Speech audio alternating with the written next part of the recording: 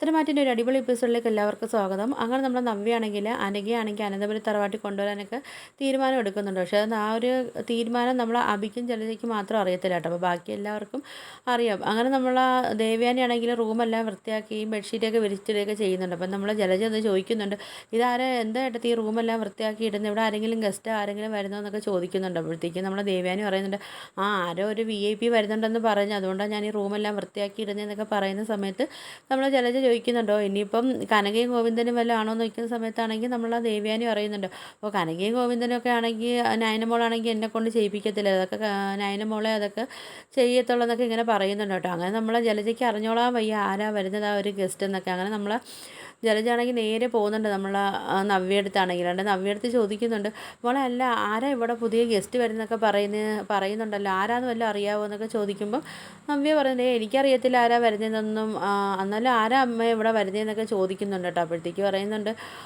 ആർക്കറിയാം, ആരായാലും വരട്ടെ, ഇനിയിപ്പോൾ നമുക്കറിയത്തില്ലല്ലോ, വരുമ്പോൾ കാണാമെന്നൊക്കെ പറയുന്നുണ്ട്. അപ്പം നമ്മൾ നവ്യ പറയുന്നുണ്ട്, ഇനിയിപ്പോൾ നാഗേന്ദ്രൻ വല്ലതും ആയിരിക്കും ഇങ്ങോട്ട് വരുന്നതെന്നൊക്കെ ചോദിക്കുന്നുണ്ട്. പറയുന്നുണ്ട്, നീ എത്ര ഇപ്പോൾ അയാളെ കാര്യം പറഞ്ഞു, അയാളൊന്നും അല്ല, അയാളെയൊക്കെ അച്ഛന് ഇവിടെ നിന്നാണെങ്കിൽ അടിച്ചിറക്കിയൊക്കെ വിട്ടേലേ എന്നൊക്കെ പറയുന്നുണ്ട് കേട്ടോ. അങ്ങനെ നമ്മൾ ജലജയാണെങ്കിൽ അവിടെ ഇങ്ങനെ പോകാൻ വേണ്ടി നിൽക്കുന്ന സമയത്ത് നമ്മൾ നവ്യ ഇങ്ങനെ മനസ്സിൽ പറയുന്നുണ്ട്, എൻ്റെ അമ്മായി എനിക്കറിയാം ആരാ വരുന്നതെന്ന്, പക്ഷേ നിങ്ങൾക്ക് മാത്രം അറിയാത്തേ ഉള്ളൂ, നിങ്ങൾക്ക് നിങ്ങളെ മോനിക്കിട്ട് നല്ല പണി തരാൻ വേണ്ടി തന്നെ ഞാനായിട്ടാണ് ഇങ്ങോട്ട് കൊണ്ടുവരുന്നത്, പക്ഷേ എന്നെ മാത്രം നിങ്ങൾക്ക് ഇതുവരെയ്ക്കും മനസ്സിലായിട്ടില്ല എന്നൊക്കെ പറഞ്ഞ് നമ്മൾ നവ്യ ഇങ്ങനെ മനസ്സിൽ ഇങ്ങനെ പറഞ്ഞിരിക്കുകയൊക്കെ ചെയ്യുന്നുണ്ട്. അവിടെ ഇങ്ങനെ ഇരിക്കുന്ന സമയത്താണെങ്കിൽ നമ്മൾ ആദർശ് വരുന്നുണ്ട് കേട്ടോ. അപ്പോൾ ആദർശിൻ്റെ വണ്ടി വന്ന് നിൽക്കുന്ന സമയത്താണെങ്കിൽ നമ്മൾ ദേവയാനിക്ക് ഓടി പോകുന്നുണ്ട് കേട്ടോ. പോയിട്ട് നയനയൊക്കെ ഇറങ്ങി വരുന്നുണ്ട്. അപ്പോൾ നയനെടുത്ത് ചോദിക്കുന്നത്, മോളെ എങ്ങനെ ഉണ്ടായിരുന്നു വീട്ടിൽ പോയിട്ടൊക്കെ, എങ്ങനെ ഫംഗ്ഷനും അച്ഛൻ്റെ ബർത്ത്ഡേ ഒക്കെ എങ്ങനെ ഉണ്ടായിരുന്നു ചോദിക്കുമ്പോൾ കുഴപ്പമൊന്നും ഇല്ലായിരുന്നു അമ്മ, അടിപൊളിയായിരുന്നു, എല്ലാം നല്ലപോലെ ആഘോഷം എന്നൊക്കെ പറയുന്നുണ്ട്. അപ്പം നമ്മൾ ദേവയാനി ചോദിക്കുന്നുണ്ട്, അല്ല മോളെ എവിടെ നമ്മളെ VIP എവിടെയെന്ന് ചോദിക്കുന്നുണ്ട്. നമുക്ക് നമ്മളെ ചന്തുമോളും എന്തെന്ന് ചോദിക്കുമ്പോൾ കൊണ്ടമ്മ വണ്ടിയിൽ ഇരിപ്പുണ്ട്, എന്തായാലും എല്ലാവരും വരട്ടെ, വന്നതിന് ശേഷം നമുക്ക് വിളിച്ചിറക്കാമെന്നൊക്കെ പറയുന്നുണ്ട്. അങ്ങനെ നമ്മൾ ദേവയാനി പറയുന്നുണ്ട്, എന്തായാലും ഞാൻ പോയി ആരതി ഒഴിയാനൊക്കെ എല്ലാം എടുത്തുകൊണ്ട് വരാൻ മോളെ, നിനക്ക് അച്ഛനും അമ്മയൊക്കെ പോയി വിളിച്ചുകൊണ്ട് വരാമെന്ന് പറഞ്ഞ് നമ്മൾ ദേവയാനി അകത്തോട്ട് പോയിട്ടാണെങ്കിൽ നമ്മളെ മുത്തശ്ശിയൊക്കെ എടുത്ത് എന്ന് പറയുന്നുണ്ട്, ഇതൊക്കെ അനഘയെ വന്നിട്ടുണ്ടെന്നൊക്കെ പറയുന്നുണ്ട് കേട്ടോ. അങ്ങനെ നമ്മളെ മുത്തശ്ശി എല്ലാവരും ആ വീട്ടിലുള്ള എല്ലാവരും വരുന്നുണ്ട് കേട്ടോ. നമ്മൾ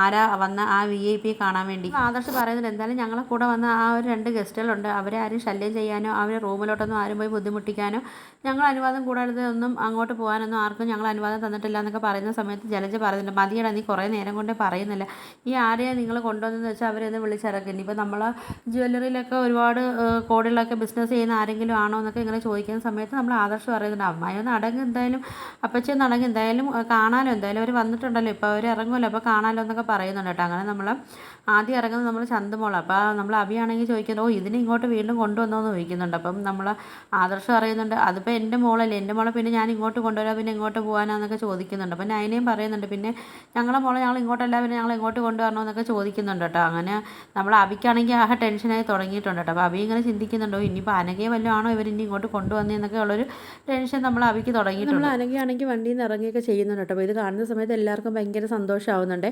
അങ്ങനെ നമ്മൾ ദേവയാനി ഓടി അടുത്തോട്ട് പോകുന്നുണ്ട്. പോയിട്ടാണെങ്കിൽ വാ മോളെ നിനക്ക് സുഖമാണോ എന്നൊക്കെ എല്ലാ വിശേഷങ്ങളൊക്കെ ചോദിക്കുന്നുണ്ട്. പക്ഷേ നമ്മൾ അനഘയാണെങ്കിൽ സംസാരിക്കാൻ പറ്റുന്ന നമ്മളെ മുത്തശ്ശൻ പറയുന്നുണ്ട്, എന്തായാലും മോളിപ്പോൾ എന്തായാലും സംസാരിക്കാനൊന്നും ട്രൈ ചെയ്യേണ്ട, എന്തായാലും ഡോക്ടർ പറയട്ടെ, അതിന് ശേഷം നമുക്ക് ട്രൈ ചെയ്യാം, അതിന് വേണ്ടി നമുക്ക് എന്തെങ്കിലും തെറാപ്പിയോ കാര്യങ്ങളൊക്കെ നമുക്ക് ചെയ്യാമെന്നൊക്കെ പറയുന്നുണ്ട് കേട്ടോ. അപ്പോഴത്തേക്ക് നമ്മൾ ജലജയ്ക്കാണെങ്കിൽ ദേഷ്യം കയറിയിട്ട് ജലജ അഭിയെടുത്ത് പറയും, അഭിയും അവന്തികയോടെ വിളിച്ചുകൊണ്ടങ്ങ് അകത്തോട്ട് പോകുന്നുണ്ട് കേട്ടോ. പോയിട്ട് പറയുന്നുണ്ട്, എന്തായാലും അഭി പണി കിട്ടിയത് നമുക്കാണല്ലോ എന്നൊക്കെ പറയുന്നുണ്ട്. നമ്മൾ അഭിയെടുത്താണെങ്കിൽ ജലജ പറയുന്നത്, ഇവരാണ് VIP എന്ന് അറിഞ്ഞിരുന്നെങ്കിൽ ഞാൻ എങ്ങോട്ടെങ്കിലും ഇറങ്ങി പോയേനെ എന്നൊക്കെ പറയുന്നുണ്ട്. എന്തായാലും ചന്തുമോള് വളർന്നു വരുന്നതോറും നിൻ്റെ അതേ രൂപവും കാര്യങ്ങളൊക്കെ ആണല്ലോ, എന്തായാലും DNA ടെസ്റ്റിൻ്റെ ആവശ്യവും കാര്യങ്ങളൊന്നും ഇനി ഉണ്ടാവത്തില്ല എന്നൊക്കെ പറയുന്നുണ്ട്. ആരെ നോക്കിയാലും ആദർശൻ്റെ മോളല്ല, എന്തായാലും നിൻ്റെ മോള് തന്നെയാണെന്ന് എല്ലാവരും പറയത്തുള്ളൂ എന്നൊക്കെ നമ്മൾ അഭിയെടുത്ത് പറയുന്നുണ്ട് കേട്ടോ. അങ്ങനെ നമ്മൾ ഇവർ സംസാരിച്ചുകൊണ്ടിരിക്കുന്ന സമയത്ത് നമ്മുടെ ചന്തുമോളാണെങ്കിൽ ഇവരെ റൂമിലോട്ട് വരുന്ന സമയത്ത് നമ്മൾ ജലജ ചോദിക്കേണ്ടത്, എന്തിനാണ് നീ എൻ്റെ റൂമിലോട്ട് കയറി വന്നതെന്നൊക്കെ ചോദിച്ച് നമ്മൾ ചന്തുമോളെ വഴക്കൊക്കെ പറയുന്നുണ്ട് കേട്ടോ. അപ്പോഴത്തേക്കും നമ്മൾ അവന്തിക പറയുന്നത്, അമ്മ എന്തായാലും പയ്യെ പറ, എന്തായാലും ഇത് അമ്മയുടെ കൊച്ചുമോൾ തന്നെ അല്ലേ എന്നൊക്കെ ചോദിക്കുന്ന സമയത്ത് നമ്മൾ